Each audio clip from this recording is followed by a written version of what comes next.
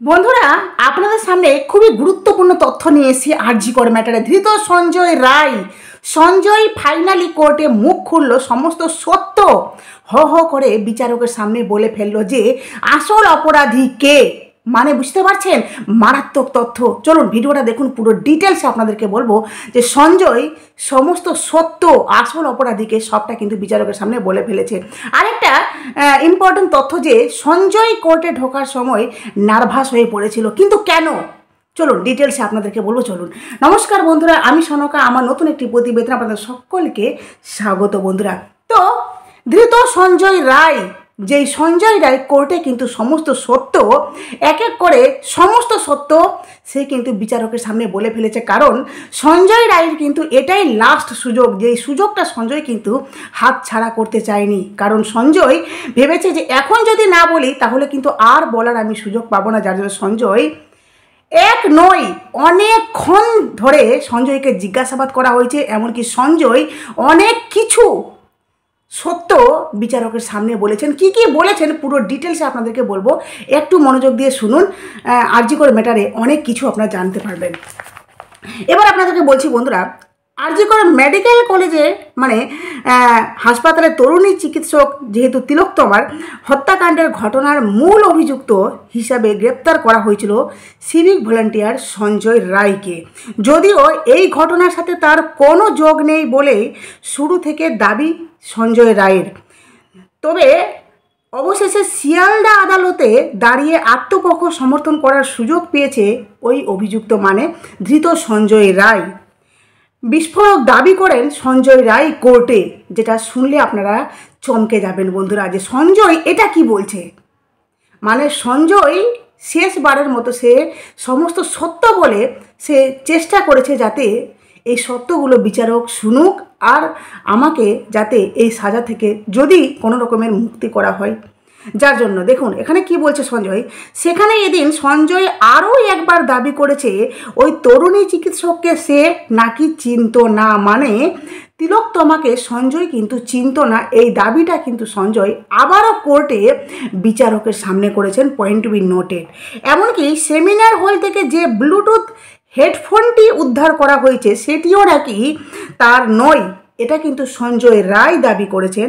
শুক্রবার কলকাতা শিয়ালদা আদালতে সকাল 11টা থেকে বিকেল 5টা পর্যন্ত, পয়েন্ট টু বি নোটেড, যে সকাল 11টা থেকে বিকেল 5টা পর্যন্ত রুদ্ধদ্বার কক্ষে বিচারকের সামনে আত্মপক্ষ সমর্থন করে সঞ্জয়। মানে বুঝতে পারছেন কতক্ষণ চলেছে, কতক্ষণ জিজ্ঞাসাবাদ। এমনকি শুধু জিজ্ঞাসাবাদ না, সঞ্জয় তার পরিপ্রেক্ষিতে প্রত্যেকটির অ্যান্সার দিয়েছে যথাযথভাবে। কারণ সে এই সুযোগটা হাতছাড়া করতে চায়নি, নিজের সম্পর্কে যতটা ক্লারিফিকেশান দেওয়া যায় সে কিন্তু সবটা দিয়েছে।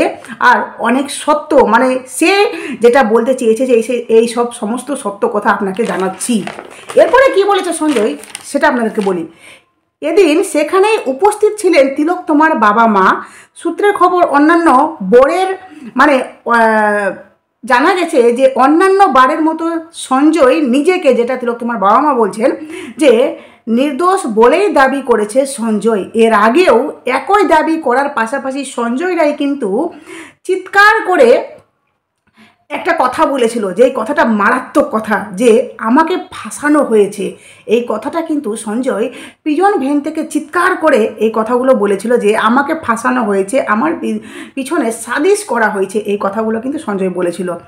এমনকি যে এই মামলার পরবর্তী শুনানি রয়েছে আগামী বছরের মানে 2রা জানুয়ারি মাসে 2 তারিখে। ওই দিন সিবিআই এবং অভিযুক্ত পক্ষের আইনজীবীদের বক্তব্য শুনবে আদালত। অন্যদিকে নির্যাতিতার পরিবারের আইনজীবী কেন্দ্রীয় তদন্তকারী সংস্থার মাধ্যমে লিখিত আকারে নিজেদের অবস্থান জানাবেন। মানে তিলোত্তমার যে আইনজীবী আছে তারা কিন্তু সিবিআইয়ের সিবিআইয়ের মাধ্যমে কেন্দ্রীয় তদন্তকারী সংস্থার মাধ্যমে সমস্ত কেমন অবস্থায় আছে, কি কি হচ্ছে, সমস্ত রিপোর্ট কিন্তু লিখিত আকারে জানাবে। যাই হোক, এবার আপনাদেরকে বলি, গত 9ই আগস্ট কলকাতার আরজি কর মেডিকেল কলেজে হাসপাতালে মানে আরজি কর হাসপাতালে সেমিনার হল থেকে উদ্ধার হয়েছিল তরুণী চিকিৎসকের রক্তাক্ত ক্ষতবিক্ষত দেহ। যেটা আমরা প্রত্যেকে জানি যে তিলোত্তমার যে মানে তার যে শরীর সেটা দেখে এক ডাক্তার বলেছিলেন যে যেটা দেখে আমরা রীতিমতো থমকে গেছিলাম যে এমন করতে পারে একটা মেয়েকে। অভিযোগ ওঠে নাইট ডিউটির পর নিজের কর্মস্থলে তরুণী চিকিৎসককে ধর্ষণ করে নির্মমভাবে খুন করা হয়েছিল। এই ঘটনায় শিউরে উঠেছিল গোটা দেশ, যার আজ গিয়ে পড়েছিল আন্তর্জাতিক স্তরে। তদন্তে নেমে পুলিশ প্রথমে মূল অভিযুক্ত হিসাবে গ্রেপ্তার করে সঞ্জয় রায়কে, যদিও এই ঘটনার শেষ পর্যন্ত গড়ায় আদালতে। মানে আপনারা জানেন যে এটা কিন্তু আদালতে, এখন তো হাইকোর্টেও চলে গেছে। তো হাইকোর্টের নির্দেশে 4 দিনের মধ্যেই এই মামলার তদন্তভার তুলে দেওয়া হয় সিবিআইয়ের হাতে। তারপরে তদন্তে নেমে টালা থানার প্রাক্তন ওসি, যেটা আমরা জানি, টালা থানার প্রাক্তন ওসি অভিজিৎ মণ্ডল সহ গ্রেপ্তার করা হয় আর.জি. কর মেডিকেল কলেজের প্রাক্তন অধ্যক্ষ সন্দীপ ঘোষকেও, যদিও 90 দিনের মধ্যে চার্জশিট না দেওয়ার ফলে তাদের জামিন মঞ্জুর করে দিয়েছে আদালত। ইতিমধ্যে জেল মুক্তি ঘটেছে অভিজিৎ মণ্ডলের। অন্যদিকে আর.জি. করের আর্থিক মামলাতেও নাম জড়ানোর জামিন পেলেও, মানে সন্দীপ ঘোষ জামিন পেলেও এখনও পর্যন্ত জেলে রয়েছে সন্দীপ ঘোষ। তবে এত কিছুর পরেও এই দুজনের জামিন মঞ্জুর হওয়ায় সিবিআইয়ের ভূমিকা নিয়ে উঠতে শুরু করেছে বিভিন্ন রকমের প্রশ্ন, যে সিবিআই গাফিলতি করেছে, সিবিআই হ্যানা করছে, সিবিআই ত্যানা করছে, যেটা আমিও বলছি আপনারাও বলছেন যে সিবিআই নিশ্চয়ই এই তদন্তে ঠিকঠাক মতো করছে না। বা তিলোত্তমার মা বাবাও কিন্তু সিবিআইয়ের উপর কোথাও না কোথাও ওনারা আস্থা রাখলেও কোথাও না কোথাও ভরসা হারিয়ে ফেলছে যে কি হচ্ছে, কেন হচ্ছে। তাছাড়া আর.জি. কর ঘটনার পর রাজ্যে আরও একাধিক নির্মম ধর্ষণ কাণ্ড ঘটে গিয়েছিল। সেই সমস্ত ঘটনায় ইতিমধ্যে ফাঁসির সাজা ঘোষণা করেছে আদালত। মানে কুলতলির ঘটনা, আরও অনেক ঘটনাতে ফাঁসির সাজা হয়েছে মানে খুব অল্প দিনের মধ্যে। কিন্তু তিলোত্তমা মানে এই আর.জি. কর ঘটনার যে তিলোত্তমার ধর্ষণ খুনের ঘটনা, এখনও অবধি তদন্ত চলছে, এখনও অবধি বিচার প্রক্রিয়া চলছে, যেখানে এখনও অবধি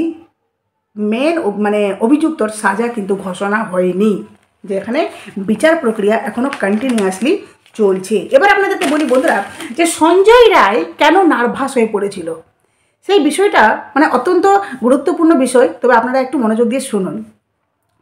শিয়ালদা আদালতে 100-র বেশি প্রশ্নের মুখে পড়ল সঞ্জয় রায়। খুব ইম্পর্ট্যান্ট কিছু তথ্য আপনাদেরকে দিচ্ছি, যে 100-রও বেশি সঞ্জয় রায়কে কিন্তু প্রশ্ন করা হয়েছে।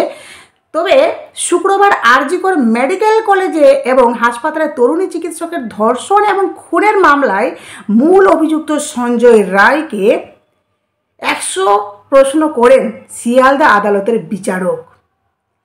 ভাবতে পারছেন কতক্ষণ ধরে জিজ্ঞাসাবাদ চলেছে, যেখানে 100 প্রশ্ন করা হয় এই ধৃত সঞ্জয় রায়কে। এমনকি প্রায় 6 ঘন্টা ধরে চলে সেই প্রশ্নোত্তর পর্ব। 6 ঘন্টা ধরে প্রশ্ন উত্তর, মানে বিচারক প্রশ্ন করছেন, সেখানে সঞ্জয় রায় কিন্তু উত্তর দিচ্ছে। এক এক করে প্রশ্ন প্রত্যেকটা প্রশ্নের সঞ্জয় কিন্তু উত্তর দিয়েছে। যে যে অভিযোগ উঠেছে, সাক্ষীরা যে যে বিষয় জানিয়েছেন, সেই সংক্রান্ত বিভিন্ন বিষয় নিয়ে সঞ্জয়কে প্রশ্ন করেন বিচারক। খুঁটিয়ে বিভিন্ন বিষয় নিয়ে জানতে চান বলে সূত্রের খবর। মানে বিচারক বিভিন্ন রকমের প্রশ্ন করেছেন, বিভিন্ন এই যে জিজ্ঞাসাবাদ, এই যে সাক্ষ্য গ্রহণ হয়েছে, তাদের উপর ভিত্তি করে বিভিন্ন রকমের প্রশ্ন খুঁটিয়ে খুঁটিয়ে সঞ্জয় রায়কে কিন্তু জিজ্ঞাসাবাদ করা হয়েছে, কারণ সঞ্জয় রায়ের সাক্ষ্য গ্রহণ। আদালতে ঢোকার সময় নার্ভাস ছিল সঞ্জয়। এমনিতে সকালবেলা, মানে শুক্রবার সকালবেলা 11টা নাগাদ সঞ্জয়কে শিয়ালদা আদালতে নিয়ে আসা হয়। ওই রিপোর্ট অনুযায়ী আদালতের সামনে গাড়ি থেকে নামার সময় সঞ্জয়কে দেখে বেশ নার্ভাস লাগছিল। তার মধ্যে শুরু হয় প্রশ্নোত্তর পর্ব। প্রথম দফায় দুপুর 2টো পর্যন্ত তাকে বিভিন্ন প্রশ্ন করেন বিচারক। আই রিপিট, প্রথম দফায় তাকে দুপুর 2টো পর্যন্ত বিভিন্ন প্রশ্ন করেন। তারপর 30 মিনিট মধ্যাহ্ন ভোজন, মানে টিফিন জন্য বিরতি নেওয়া হয়। তারপর আবার সংক্ষিপ্ত বিরতির পরে দুপুর 2:30 মিনিটে মানে দুপুর 2:30 মিনিট নাগাদ থেকে ফেরও সঞ্জয়কে বিভিন্ন প্রশ্ন করেন বিচারক। মানে প্রশ্ন উত্তরের পর্ব একের পর এক চলেছে। প্রথম দফায় চলেছে, তারপরে আবারও 2:30-এর পর থেকে আবারও কিন্তু শুরু হয়েছে প্রশ্ন উত্তর, কারণ লাগাতার চলেছে গিয়ে প্রশ্ন উত্তর। ভাবতে পারছেন কত প্রশ্ন সঞ্জয়কে করা হয়েছে, যেখানে সঞ্জয়ও কিন্তু নার্ভাস হলেও উনি কিন্তু আবারও দাবি করেছেন যে ব্লুটুথ মানে সূত্র ধরেই কিন্তু কলকাতা পুলিশ এই সঞ্জয় রায়কে গ্রেপ্তার করা হয়েছিল। সেই ব্লুটুথের ব্যাপারে সঞ্জয় মারাত্মক তথ্য দিলেন যে সেই ব্লুটুথ অ্যাকচুয়ালি আমার নয়।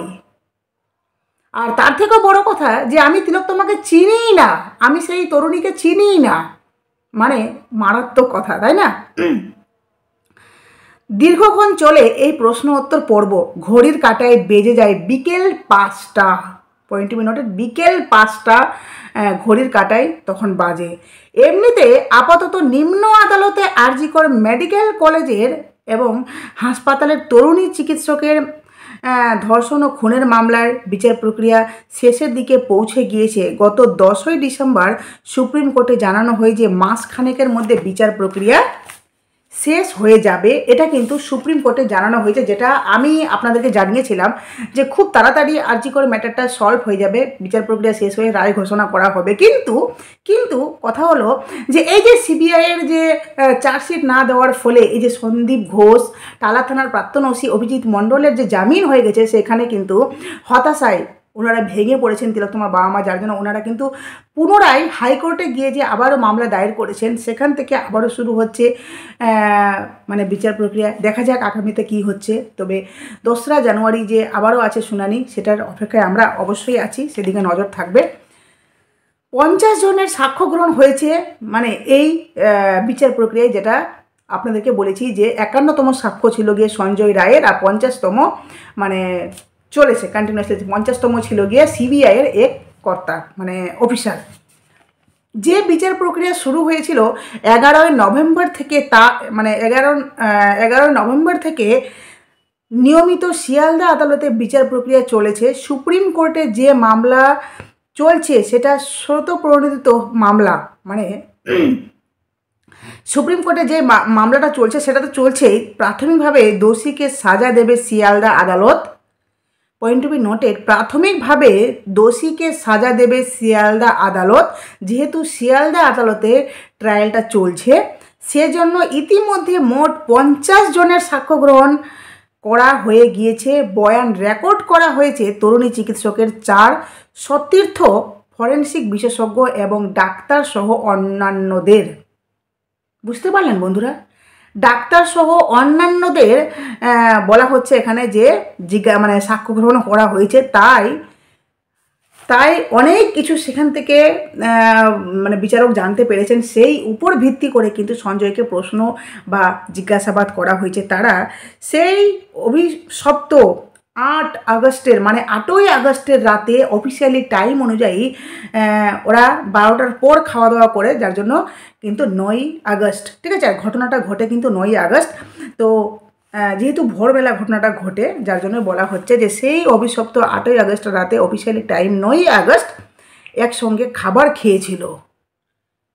মানে যেই 4 জন তিলোত্তমার সাথে খাবার দাবার খেয়েছিল, সেই 4 জনেরও কিন্তু সাক্ষ্য গ্রহণ নেওয়া হয়েছে। তাদের কাছ থেকে অনেক কিছু জানা হয়েছে। এমনকি আপনাদেরকে এটাও কথা বলেছিলাম যে যেই মেয়েটি, একটা মেয়ের সাথে তিলোত্তমার কিন্তু কথা কাটাকাটি হয়েছিল, মানে তার সহকর্মী, তার সাথে কিন্তু কথা কাটাকাটি হয়েছিল। সে কিন্তু ঘটনার পরে, ঘটনাটা ঘটলো যেই রাত্রে ঘটনাটা ঘটে, সেই তারপরে কিন্তু মেয়েটি হাসপাতাল ছেড়ে, ডিউটি ছেড়ে সে কিন্তু নিজের বাড়িতে চলে যায়।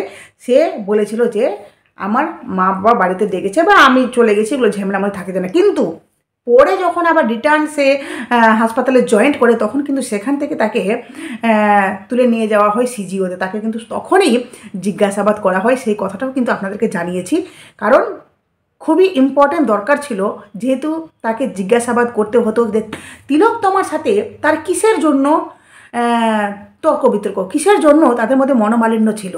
এই কথাটা কিন্তু খুবই দরকার, যার জন্য তাকেও জিজ্ঞাসাবাদ করা হয়েছে। যাই হোক, সঞ্জয় এই কথাগুলো যে সম্পর্কে বলেছে যে আমি তিলোত্তমাকে চিনি না, ব্লুটুথ আমার নেই, সে শেষ একটা সুযোগ পেয়েছে। সেই সমস্ত কথা কিন্তু নিজের সম্পর্কে যা ক্লারিফিকেশন দেওয়ার সে সমস্তটাই দিয়েছে বিচারকের সামনে। এবার দেখা যাক বিচারক পাল্টা কি হয় সবটাই কিন্তু আমরা দেখব, অবশ্যই নজর থাকবে। তো চলুন প্রতিবেদনটি এখানে শেষ করলাম। যদি আপনাদের এই প্রতিবেদন থেকে অনেক কিছু আশা করি আপনারা জানতে পেরেছেন, হ্যাঁ, আর অবশ্যই নতুন নতুন খবর পাওয়ার জন্য চ্যানেলটি সাবস্ক্রাইব করে নোটিফিকেশান অল করে আমার পাশে থাকুন বন্ধুরা। আর হ্যাঁ, বাংলাদেশে অনেক কিছু ঘটছে, আরাকান আর্মি সেটা নিয়েও আশা করি আপনারা অনেকে জানেন, সেই নিয়েও আমি আপডেট দেবো। অবশ্যই আপনারা পাশে থাকুন, কারণ একটা ম্যাটার নিয়ে তো পড়ে থাকলে হবে না। তো অবশ্যই আপনারা যেহেতু এই ঘটনাগুলো ঘটছে আমাদের দেশে বা অন্যান্য দেশে, বাংলাদেশে ঘটনাগুলো ঘটছে, তো সমস্ত রিপোর্টই কিন্তু আপনাদের জানানো খুব দরকার। আর আপনাদের জানানোটাও যেমন আমার দরকার, তেমনি আমাদের জানাটা উচিত আপনাদের, তাই না? তো যাই হোক, চলুন এখানে শেষ করলাম। অবশ্যই নতুন থাকলে চ্যানেলটি সাবস্ক্রাইব করে নোটিফিকেশন অল করে পাশে থাকবেন। টাটা।